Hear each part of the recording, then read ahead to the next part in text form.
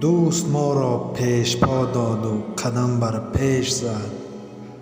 موش بر من زد ولی ضربه بر روی خویش زد. زندگی در پیش گفتیم انتظار نوبتیم.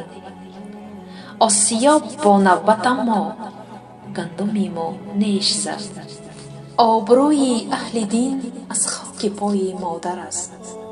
هرچی دارد این جماعت از دعای مادر است. آنچه در وصف بهشت فرمود قرآن کریم، صاحب قرآن بگفتا زیر پای مادر است.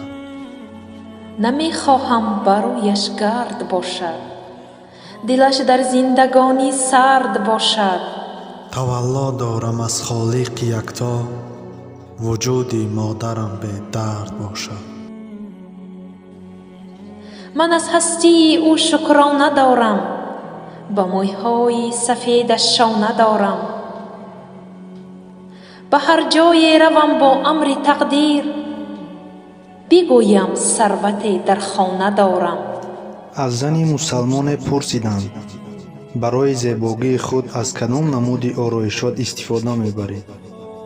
زن در جواب گفت برای لبانم راستگویی، برای صدایم ذکر خدای یکتا، برای چشمانم چشم پوشی از حرام، برای دستانم کمک به نیازمندان، برای پایهایم ایستادن به نماز، برای کمرم سجده کردن، برای نفسم روزه داشتن، برای قلبم ایمان و باوری به خداوند بزرگ.